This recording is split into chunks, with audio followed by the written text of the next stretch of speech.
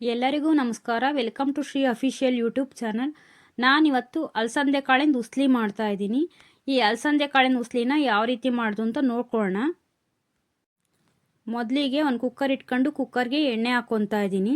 ಒಂದು 4 ಸ್ಪೂನ್ ಎಣ್ಣೆ ಹಾಕ್ಕೊಂಡಿದ್ದೀನಿ. ಇಲ್ಲಿ ಎಣ್ಣೆ ಕಾದ ನಂತರ ಸಾಸಿವೆ ಮತ್ತು ಜೀರಿಗೆ ಹಾಕ್ಕೊತೀನಿ.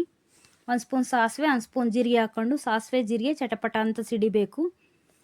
ಸಾಸಿವೆ ಚಟ್ಪಟ ಅಂತ ಸಿಡಿದ ನಂತರ 1-2 ಎಸಳು ಕರಿಬೇವು ಕೂಡ ಹಾಕ್ಕೊತೀನಿ. ಕರಿಬೇವು 1-2 ಸೆಕೆಂಡು ಫ್ರೈ ಆಗಲಿ.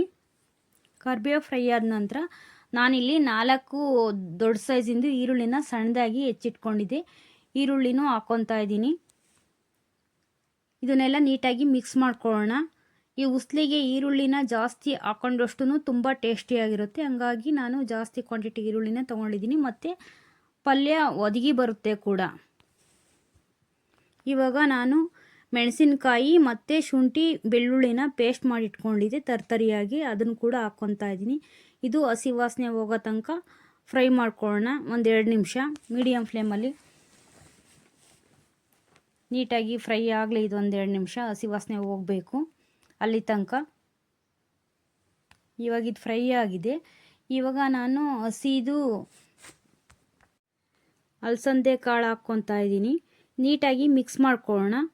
ನಾವು ಒಣಗಿದ ಕಾಳಿಂದನೂ ಬೇಕಂದರೆ ಮಾಡ್ಕೋಬೋದು. ಅದನ್ನು 1-2 ಅವರು ಮುಂಚಿತವಾಗಿಯೇ ನೆನೆಸಿಟ್ಟು ಈ ಅಲಸಂದೆ ಕಾಳು ಪೂರ್ತಿಯಾಗಿ ನೆನೆದ ನಂತರ ಮಾಡಿದ್ರೆ ಅದೂ ತುಂಬಾ ಚೆನ್ನಾಗಿರುತ್ತೆ.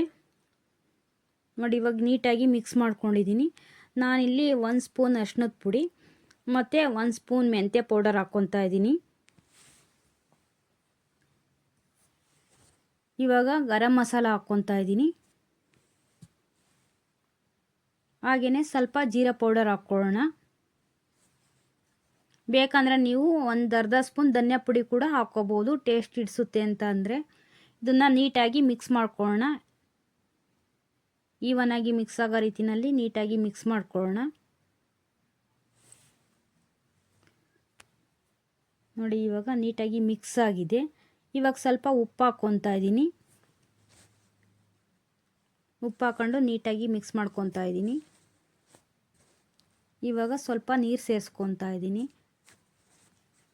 ನೀರು ಸೇರಿಸ್ಕೊಂಡು ನೀಟಾಗಿ ಕಲಿಸ್ಕೊಳ್ಳೋಣ. ಈ ಕಾಳು ಬೇಯೋವಷ್ಟು ನೀರು ಸೇರಿಸ್ಕೊಬೇಕಾಗುತ್ತೆ. ಇವಾಗ 1 ಸ್ಪೂನ್ ಅಕ್ಕಿ ಹಿಟ್ಟು ಹಾಕ್ಕೊಂಡೆ ನಾನು. ಅಕ್ಕಿ ಹಿಟ್ಟು ಹಾಕ್ಕೊಳ್ಳೋದು ಸ್ವಲ್ಪ ಕಾಳು ಬಿಡಿ ಬಿಡಿ ಆಗಬಾರ್ದು, ಗಟ್ಟಿಗೆ ಬರಬೇಕು ಅನ್ನೋ ಉದ್ದೇಶಕ್ಕೆ. ಮತ್ತು 1 ಹೋಳು ಕಾಯಿ ತುರಿ ಮತ್ತು ಸ್ವಲ್ಪ ಕೊತ್ತಂಬರಿ ಕೂಡ ಹಾಕ್ಕೊಂಡಿದ್ದೀನಿ. ಕಾಯಿ ಕೊತ್ತಂಬರಿ ಹಾಕೋದ್ರಿಂದ ಈ ಉಸ್ಲಿ ತುಂಬಾ ಟೇಸ್ಟಿಯಾಗುತ್ತೆ. ನೋಡಿ, ನೋಡ್ತಾ ಇದ್ರೇ ತಿನ್ನಬೇಕು ಅಂತ ಅನಿಸುತ್ತೆ. ಇದನ್ನು ನೀಟಾಗಿ ಮಿಕ್ಸ್ ಮಾಡ್ಕೊಳ್ಳೋಣ. ನಾವಿದೆಲ್ಲ ಫ್ರೈ ಮಾಡ್ಕೊಳ್ಳೋ ಅಷ್ಟೊತ್ತಿಗೆ ಒಂದು ಅರ್ಧ ಭಾಗ ಬೆಂದೋಗಿರುತ್ತೆ. ಇದು ನೀರು ಎಷ್ಟು ಬೇಕಾಗುತ್ತೆ ಅಂತ ನೋಡಿಕೊಂಡು ಫುಲ್ ತೆಳ್ಳಗೆ ಮಾಡಬಾರ್ದು ಉಸ್ಲಿನ. ನೋಡಿ, ಇವಾಗ ಉಸ್ಲಿ ರೆಡಿ ಆಗ್ತಾ ಇದೆ. ಇವಾಗ ಲಿಡ್ ಕ್ಲೋಸ್ ಮಾಡಿ 1 ವಿಷಲ್ ಅಥವಾ 2 ವಿಷಲ್ ಹಾಕಿಸ್ಕೊಂಡ್ರೆ ಉಸ್ಲಿ ರೆಡಿ ಆಯಿತು. ನಮ್ಮನೆಯಲ್ಲಿ ಈ ಉಸ್ಲಿನ ದೋಸೆ ಜೊತೆಗೆ ಕಾಂಬಿನೇಷನಾಗಿ ಮಾಡ್ಕೊಂಡಿದ್ದೆ, ರೈಸ್ ಜೊತೆಗೆ ಮತ್ತು ದೋಸೆ, ಇಡ್ಲಿ, ಚಪಾತಿ ಜೊತೆಗೂ ತುಂಬಾ ಚೆನ್ನಾಗಿರುತ್ತೆ. ನೀವು ಒಮ್ಮೆ ಟ್ರೈ ಮಾಡಿ ನೋಡಿ. ಹೇಗೆ ಬಂದಿದೆ ಅಂತ ಕಮೆಂಟ್ ಹಾಕಿ, ಲೈಕ್ ಮಾಡಿ, ಶೇರ್ ಮಾಡಿ. ನಮ್ಮ ಚಾನಲ್ಗೆ ಹೀಗೆ ಹೆಚ್ಚು ಹೆಚ್ಚು ಸಪೋರ್ಟ್ ಮಾಡ್ತಾಯಿರಿ. ಧನ್ಯವಾದಗಳು.